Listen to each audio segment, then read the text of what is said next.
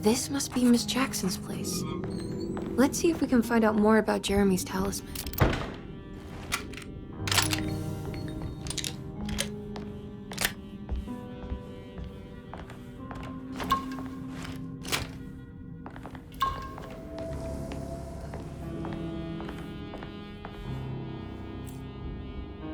It looks exactly like Jeremy's talisman.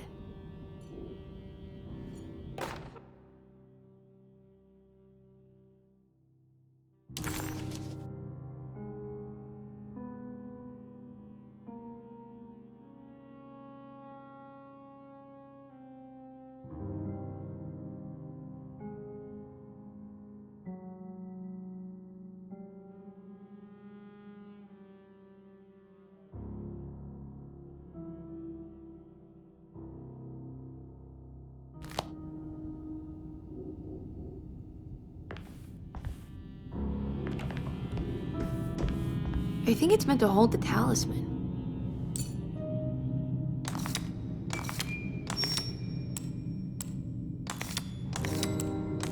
I'm not sure what numbers I should use. Maybe there's something in Jeremy's notes.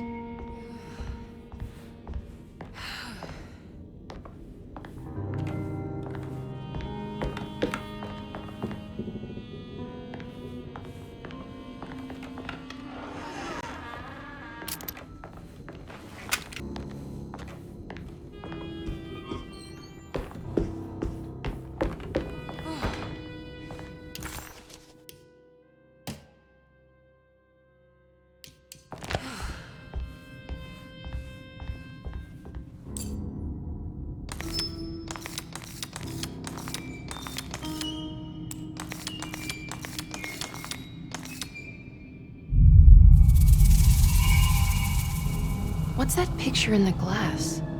Where is that?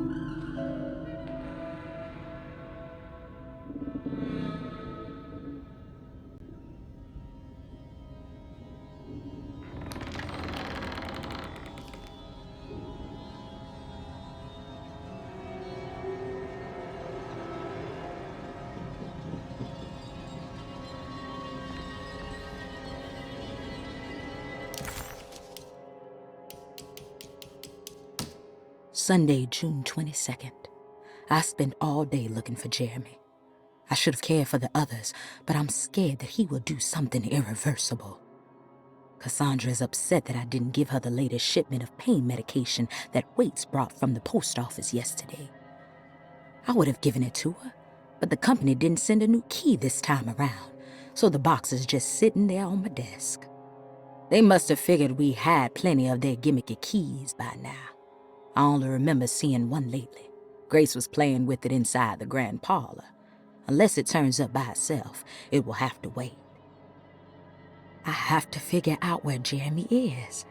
I think Jack knew something. That dog of his found a strange rot permeating the house. She's showing us, he said. Like those blots and streaks of fetid rot was talking to him.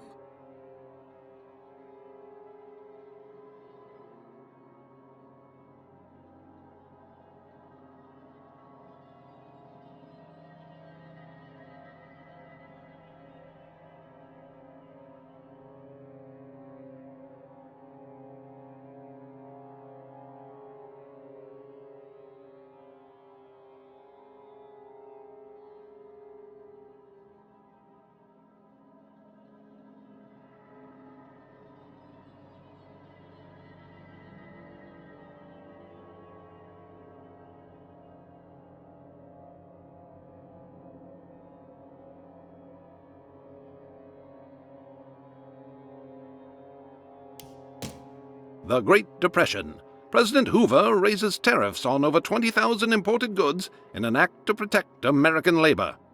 Following the collapse of the Wall Street stock market on October 24 last year, American industry has suffered greatly.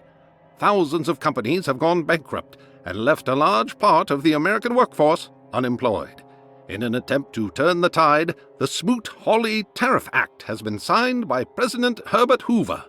By regulating commerce with foreign countries, the government hopes to encourage the industries of the United States to compete with cheap foreign imports. Superstition on rise. New Orleans voodoo stores and spiritual mediums see increased profit during troubled times. While the market has faced hard times ever since Black Thursday of last year, voodoo doctors and snake charmers see significant rise in number of customers. With the coming Eve of St. John on the 23rd, the police expect increased cult activity around Bayou St. John, the southern shore of Lake Pontchartrain. Voodoo rituals in that area on the Eve of St. John have a long tradition reaching back to the first snake worshippers brought as slaves from West Africa. During the 19th century, its practice was popularized by the legendary Marie Laveau and has since been embraced by many of the Creoles and the surviving aristocracy of the French Quarter. Author seeks asylum. Rumors regarding author Cassandra Beauregard making Derceto her home verified. Derceto Hospital is an old plantation building on the eastern shores of Lake Pontchartrain. While often considered an asylum for the insane, residing Dr. Elmore. The Great Depression. President Hoover raises tariffs on over 20,000 imported goods in an act to protect American labor. Following the collapse of the Wall Street stock market on October 24 last year, American industry has suffered greatly. Thousands of companies have gone bankrupt and left a large part of the American workforce unemployed. In an attempt to turn the tide, the Smoot-Hawley Tariff Act has been signed by President Herbert Hoover. By regulating commerce with foreign countries, the government hopes to encourage the industries of the United States to compete with cheap foreign imports. Superstition on rise. New Orleans voodoo stores and spiritual mediums see increased profit during troubled times. While the market has faced hard times ever since Black Thursday of last year, voodoo doctors and snake charmers see significant rise in number of customers. With the coming Eve of St. John on the 23rd, the police expect increased cult activity around Bayou St. John, the southern shore of Lake Pontchartrain. Voodoo rituals in that area on the Eve of St. John have a long tradition reaching back to the first snake worshippers brought as slaves from West Africa. During the 19th century, its practice was popularized by the legendary Marie Laveau and has since been embraced by many of the Creoles and the surviving aristocracy of the French Quarter. Author seeks asylum. Rumors regarding author Cassandra Beauregard making Derceto her home verified. Derceto Hospital is an old plantation building on the eastern shores of Lake Pontchartrain. While often considered an asylum for the insane, residing Dr. Elmore Lee Gray prefers to think of it as a convalescent home, a place where you can go to rest. The patient list is kept secret, but thought to include many of the black sheep of wealthy families, because at Derceto, treatment does not come for free. Local author Cassandra Beauregard has now been confirmed by her own admission. She's been lauded as a powerful Creole voice and written many successful books. Lately it was reported from Hollywood that she has finished a moving picture manuscript titled Slaughter Gulch. That film is set to hit the theaters next year.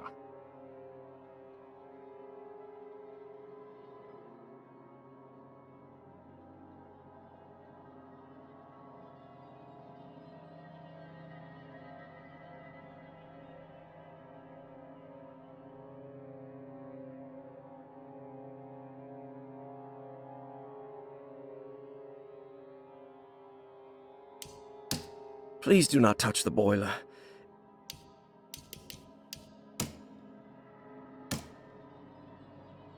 Talisman with black sunstone.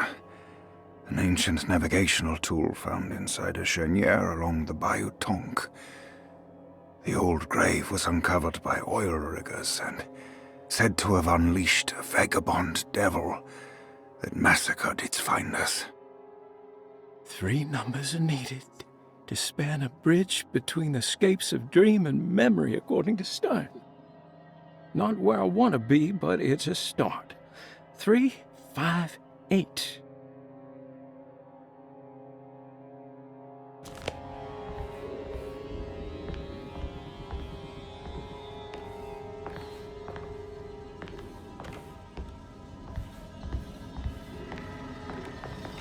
Good to see you again, Miss Hartwood.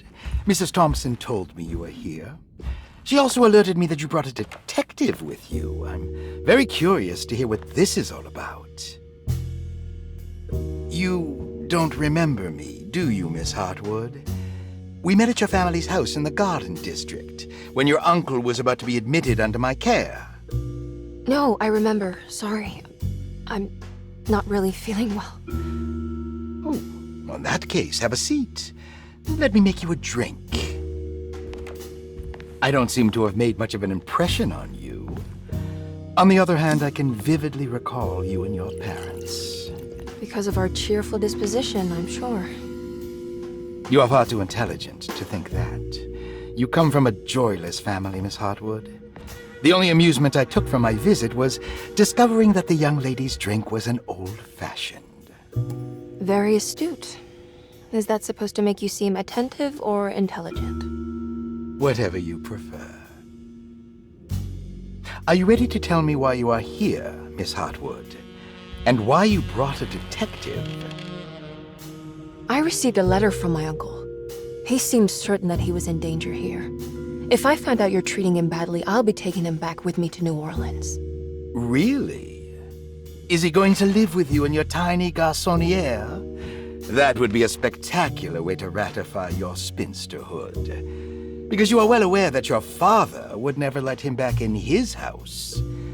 No, I have it. Maybe you can bring him back up north. You've been wanting to move back for quite a few years, haven't you? You always preferred your mother's side of the family.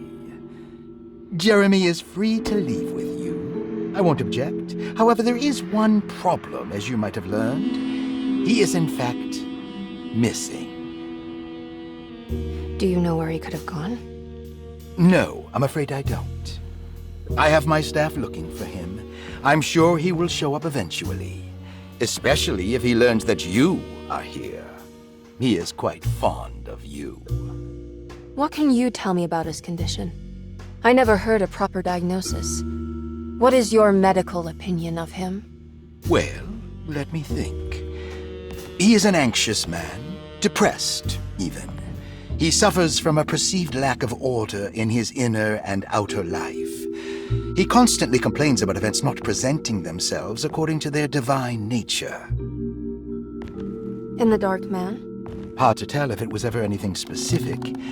Jeremy uses the Dark Man as a psychological scapegoat to avoid facing the truth that he is in any way at fault. You don't think there can be any truth to the Dark Man's supernatural existence? Why would you ask that? Can we ever be sure? If the Dark Man is some sort of evil presence that is in possession of Jeremy? Well, I assure you, any evidence that you experience supporting that claim is purely delusional. Don't get caught up in mass hysteria, Miss Hartwood. You wouldn't want to take your uncle's place in this hospital, would you? I'll be leaving now, Doctor. I need to keep looking for my uncle. Do so, Miss Hartwood. I'll let you know if he shows up.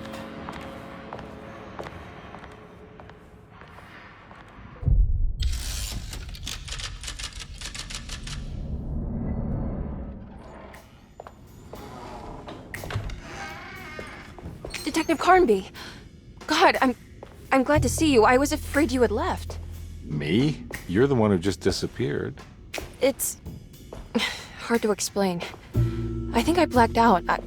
It was like I went somewhere else. It's okay, miss. You're clearly upset. No, I don't know what's happening. This is a very stressful situation for you, I understand. Ugh, no, you don't understand. Just take a deep breath. Why don't you sit down, smoke some of the Perique?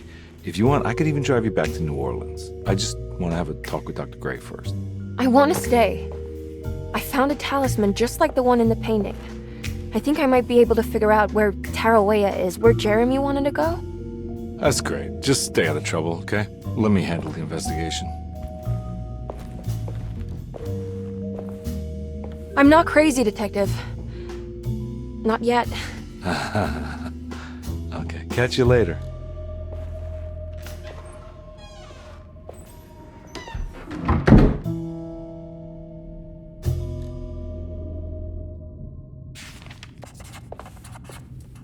a talisman like this can open up doors between the French Quarter and Derceto, then maybe Jeremy is hiding in some strange other world, like Tarawea, the place he mentioned in the book. No matter where he is, it's clear that my search won't be limited to Derceto.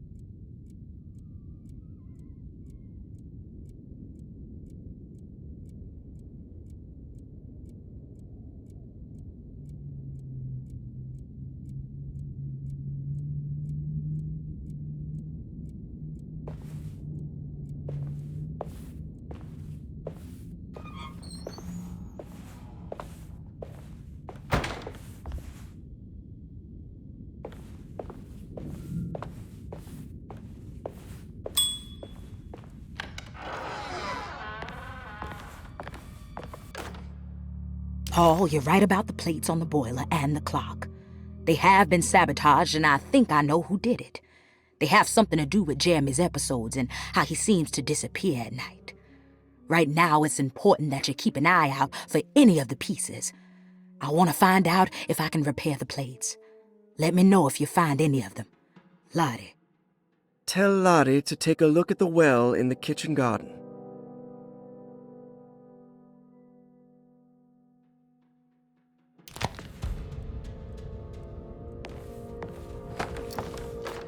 Dr. Elmore Lee Gray is Deceto's chief doctor. Accounting and all administrative work is handled by me, Paul Waits. Magdalena Thompson, or Mags, is responsible for the household. Jean-Baptiste and Charlotte Tabois are responsible for keeping the guests' medical regimens in check. Finally, Jack Chance is our gardener, who can occasionally be seen in the conservatory, but is for the most part busy outside. There are currently 6 guests at Derceto. Malcolm McCarthy and Ruth Tallant reside on the first floor. Jeremy Hartwood, Elisabetta Perosi, Grace Saunders, and of course Cassandra Beauregard live on the second floor.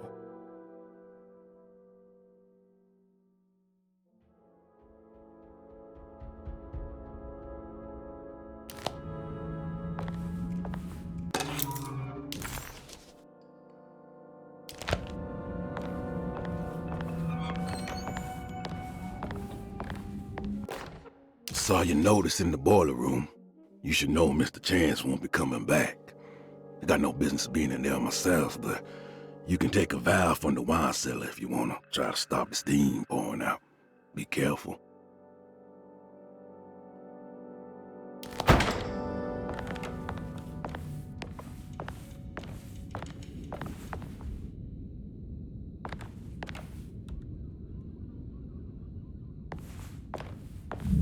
Looks sturdy. Doubt I'll be opening this.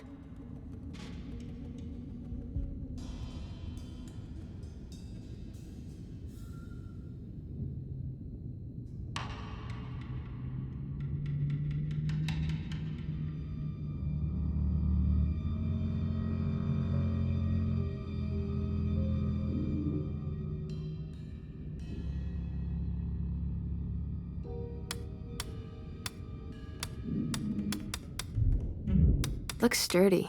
Doubt I'll be opening this.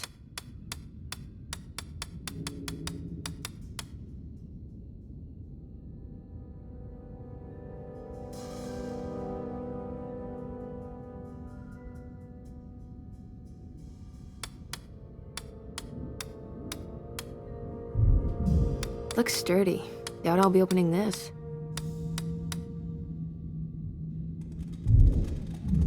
Looks sturdy. Doubt I'll be opening this.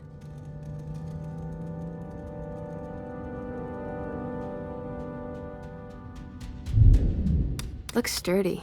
Doubt I'll be opening this. Oh wow, I can't believe I guessed the combination. I must be some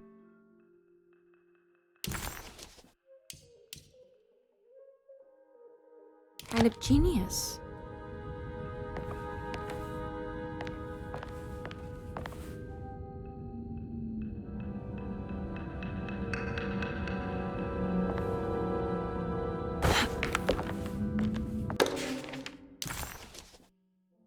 Interesting. It's all the patient files except for Jeremy's.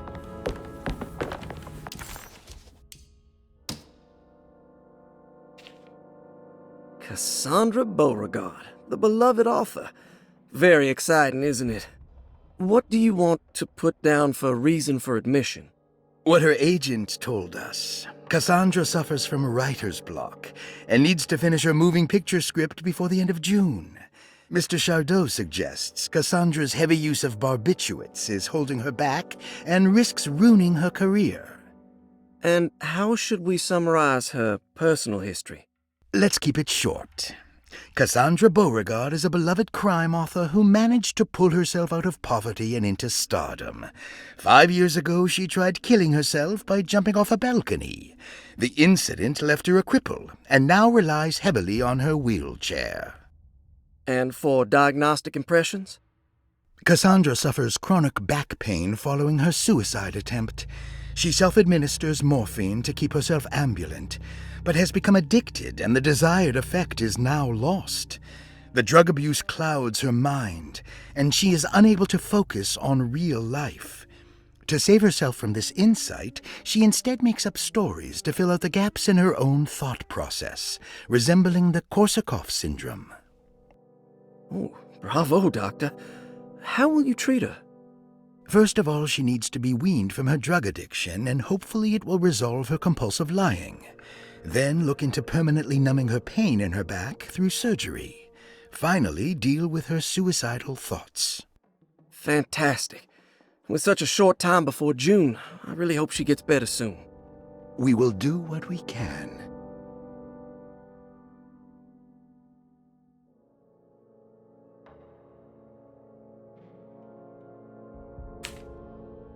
Grace Saunders, 11 years old.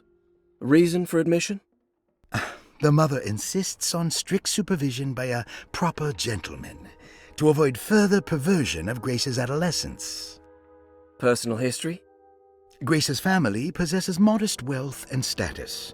Her childhood seems ordinary, spending most of her time with private teachers and family friends. Grace's father recently passed away, leaving her mother the sole caregiver. And diagnostic impressions? Grace has trouble dealing with her father's death. She is willingly suppressing her feelings on the matter and isn't properly acknowledging the trauma she suffered. Any planned treatment? Grace needs nothing out of the ordinary. She simply needs parental guidance. Eventually, we can work on her feelings toward her father. Thank you, Doctor. I'll finish the paperwork and get her installed. Malcolm McCarthy, 54 years of age. Reason for admission? McCarthy admitted himself to Dorsetto, stating simply that he needs some damn rest. And personal history?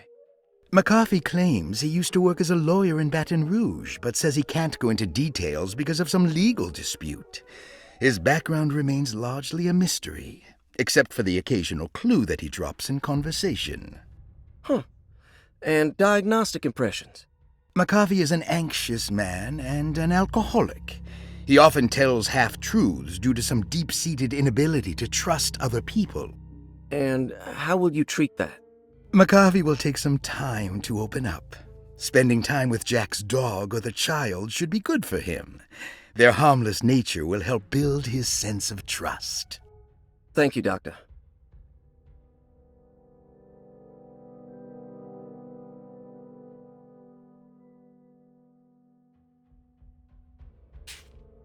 Elisabetta Perosi, 33 years old? What should I put down as reason for admission? Well, Perosi broke into Derceto and was found wandering the grand parlor. She was confused and suffered partial amnesia. She insisted she belonged here and offered to pay for her stay. Right. What do you make of her story? Perosi claims to have been a member of the Astarte artist colony some 20 years ago, a claim that seems contrafactual due to her young age. She looks to be and even thinks she is 33 years of age. That would make her a child at the time. It seems fair to say that Perosi's story is untrue, deliberately so or not. Diagnostic impressions? Do you have anything? Perosi's story is peculiar because she retracted her story about the artist colony. She no longer claims to be the same person as Elisabetta Perosi. However, my staff's research has confirmed there was a Perosi at that time who was in her early 30s. I suppose this case will take some time to investigate. How will you go about it? I wanted to contact the real Perosi, but it seems the whole colony disappeared one night, September 29th, 1915, during a hurricane. I will have to take it slow and figure out what this spell of impersonation could have been. Oh, I'm sure it will all clear up eventually. Thank you, Doctor.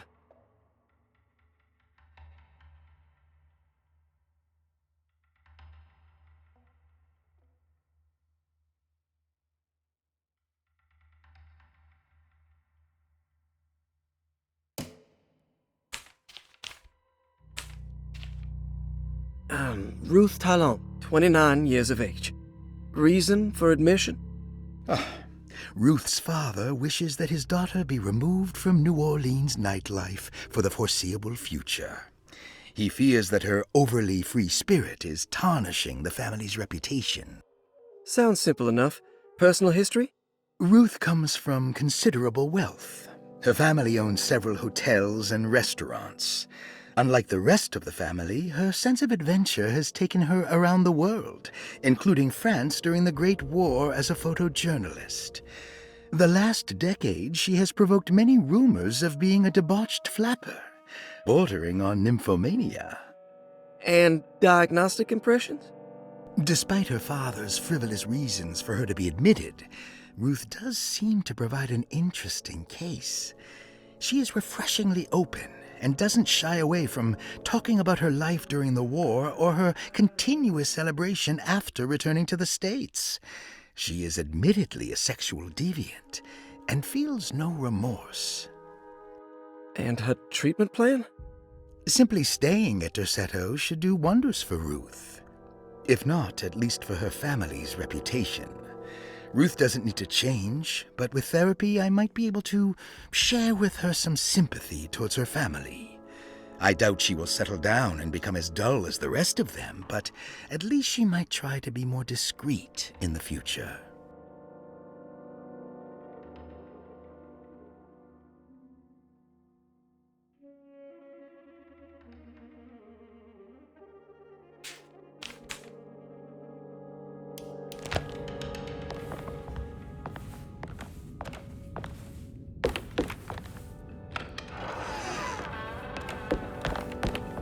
I need the key.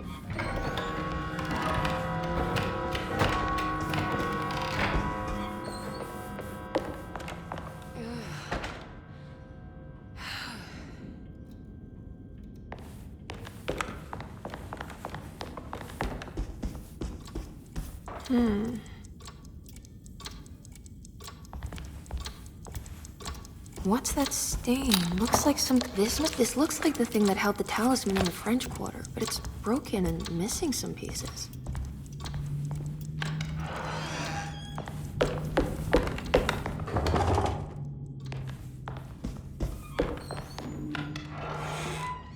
Jeremy's room. All back to normal.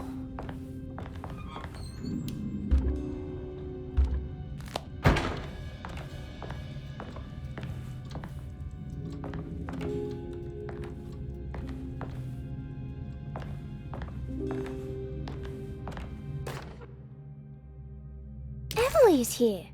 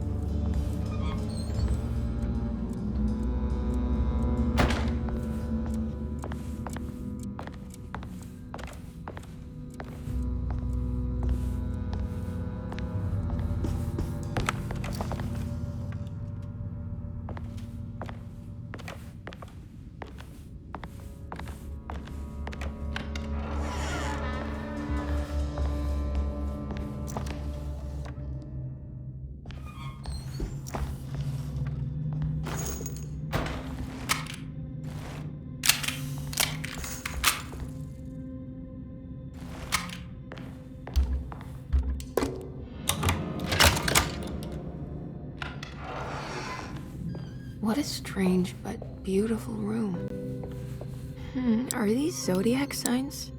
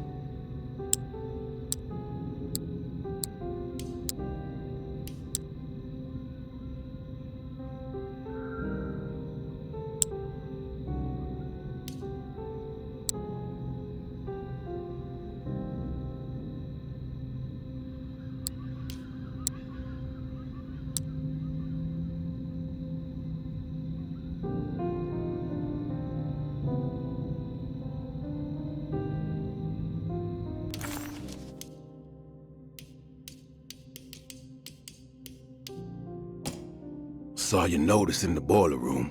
You should know, Mr. I did it! I crossed the thresholds to my intended destination without a focusing device. My talisman now knows these roads, and I have no need for the plates. I can find my way to Lafayette as easy as I find my own room. I visited the grave of my father and seen the oven waiting for me. Thank you for opening these doors. I now must summon my courage and go back to that hateful mound outside the oil rig. I hope you'll be feeling better when I return. Jeremy.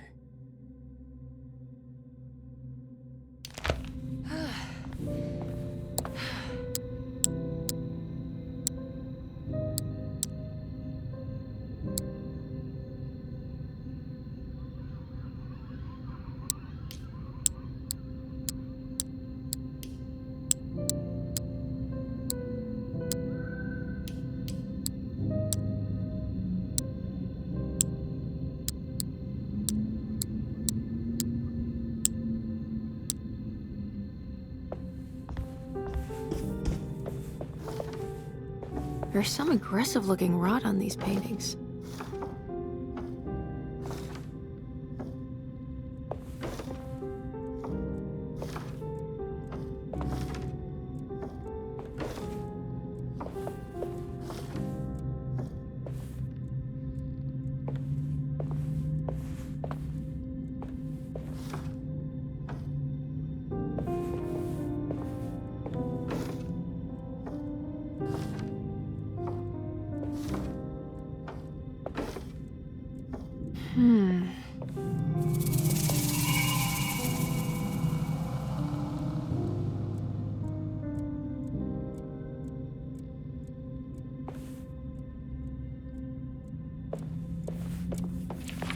The Astarte Artist Colony. I'm pretty sure they had a Mardi Gras crew called the Pirates of Pontchartrain when I was a child.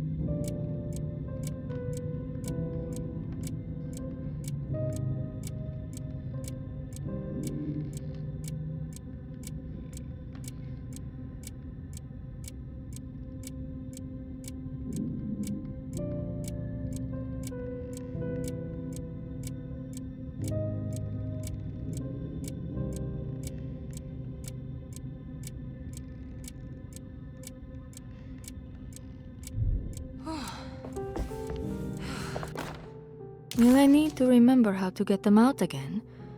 They are locked up for good reason.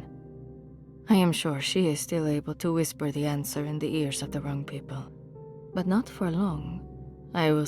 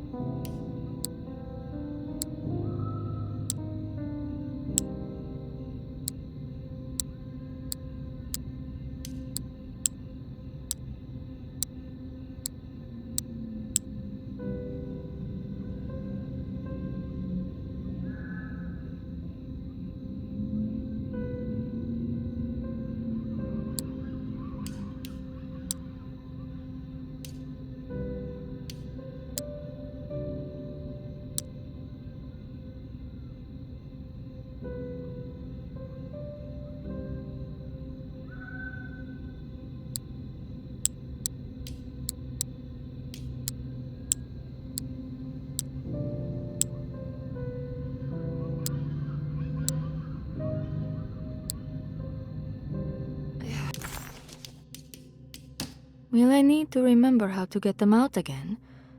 They are locked up for good reason. I am sure she is still able to whisper the answer in the ears of the wrong people. But not for long. I will see her burned soon enough. That black goat will be sacrificed to put an end to it all. Then it will all be over. No more Derceto, and sadly, no Astarte. Those good pirates of Pontchartrain. May you still sail the lake, until you find the shores of Hali.